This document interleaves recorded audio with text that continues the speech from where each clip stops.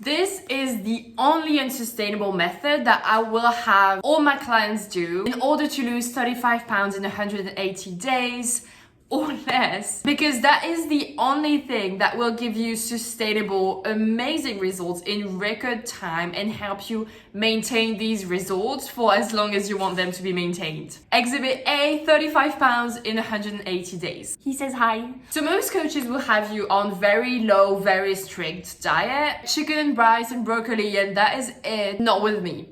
On my own curve, I was able to have pizza, churros, make cinnamon rolls, and all the fun food that I loved. Or they could give you very intense workout plans when you do HIIT every single day or run for 1 hour or 2 every single day. Again, not with me. I will not make you work out more than 5 hours every week. That is it. You've read the title, you know that I'm talking about tracking calories and tracking macros, and I wanted to make this video to explain basically why and how. So let's get started. By the way, if you don't know me, welcome to this channel. My name is Florian. I'm a certified personal trainer, and my mission on here is basically to help you reach your dream body, reach your dream self, and the sustainable, healthy way. So the first thing I wanted to talk about is why.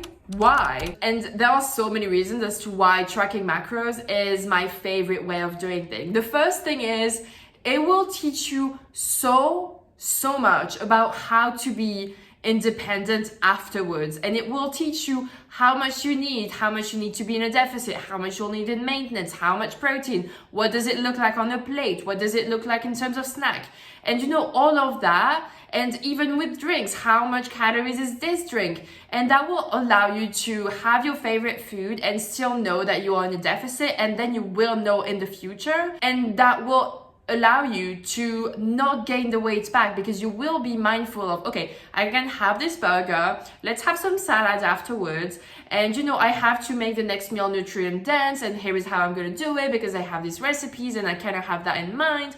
And that is so key in maintaining the progress and the new body that you are making for yourself. Also, when you're on your fat loss phase, you will not be able to bullshit yourself and say, no, yeah, I'm pretty sure I'm in deficit right now.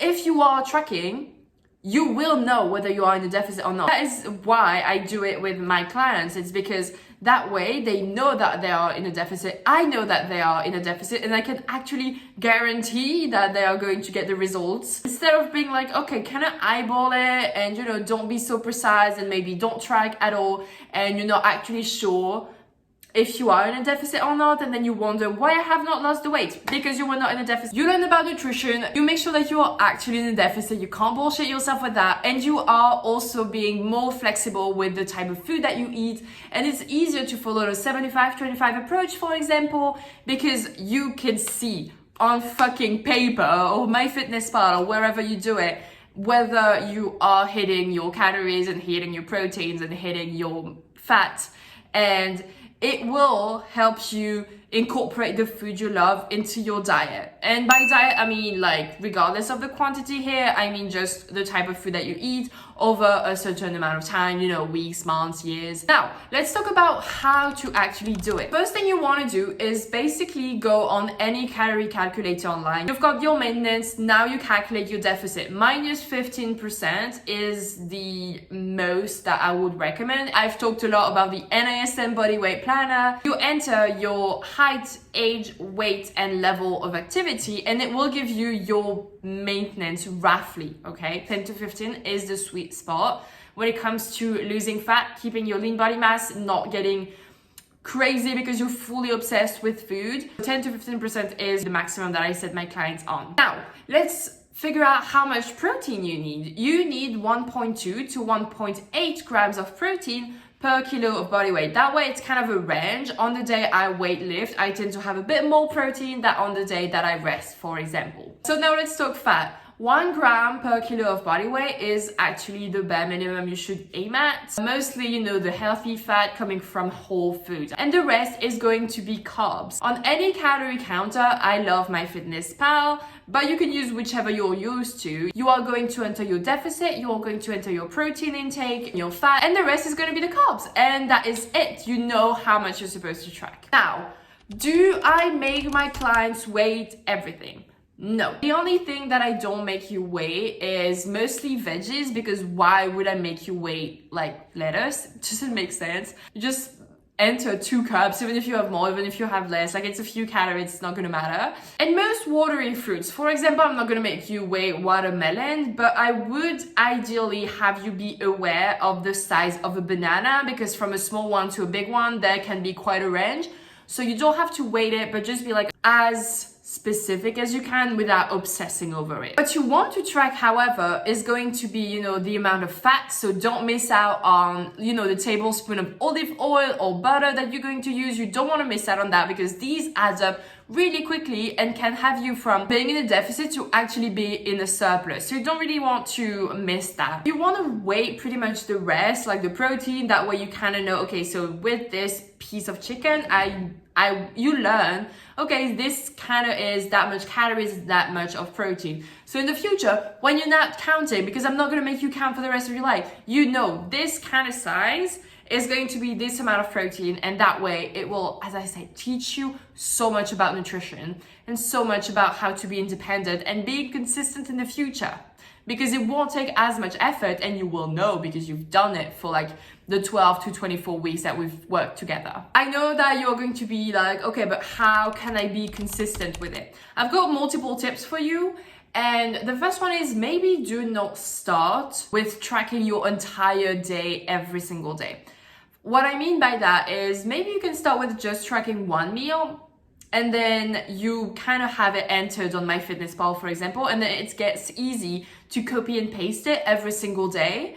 Because I don't know a lot of people who eat very differently every single day for breakfast. Like I have like 3 different breakfasts that I have on rotation. You know, I just copy and paste, and that makes it so much easier. And then once you have the breakfast down, maybe you want to move to the lunch, and slowly you're going to have your entire day laid out, and you just will have to copy and paste. Save the meals so you can actually add them. And it gets easier and easier the more you do it, but start small. Don't overwhelm yourself. Start with just breakfast and then keep on going. Now, once you are at that stage when you can track everything, the way I do this is every night before I go to bed, I plan my day, and then I plan my food layout for the day. So I'll be in bed and I'll be like, okay, so I want this for breakfast, and you know, just copy and paste. And then this for lunch, copy and paste. And then this for snack, copy and paste.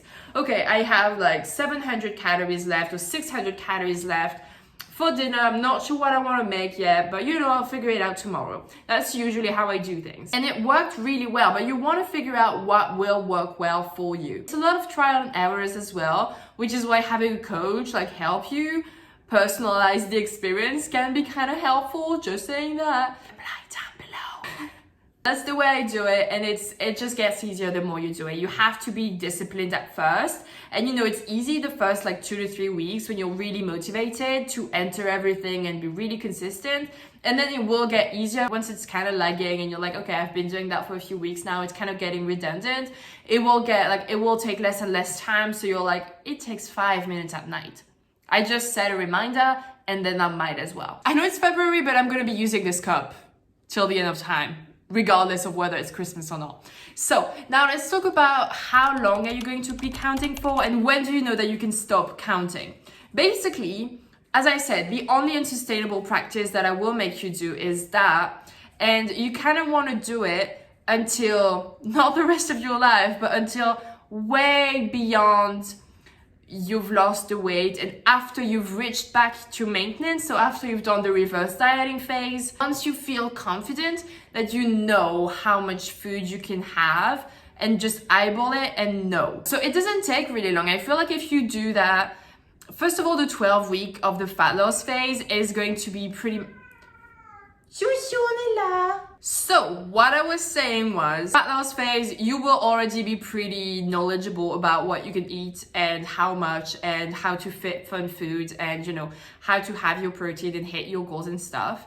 Then when you go through the reverse dieting phase, you will be even more knowledgeable into how to maintain that new body. So you are upping the calories 50 to 100. I have a full training on that, just check it out. And then you reach maintenance. Then what? I would suggest that you keep on tracking as comfortable for a week or so, and then don't count for 1 day and see how you feel. And then don't count for 2 days and see how you feel. And you can track for the other 6 days, 5 days, and so on, and just do it week by week and really gradually stop counting. And then at some point you will be done and you will feel confident that you know how to portion control, you know that you're eating enough food, you know that you're eating enough protein, and you know that you are not in surplus either. And that's pretty much when you know that, okay, I can stop counting. And that's the full story. Now, if you're someone who's interested in losing 35 plus pounds in 180 days or less without starving yourself, without spending hours on the treadmill or cooking, without saying goodbye to your favorite food, and obviously without gaining all the weight back as soon as the process is over, then I highly suggest that you apply down below for one-on-one coaching.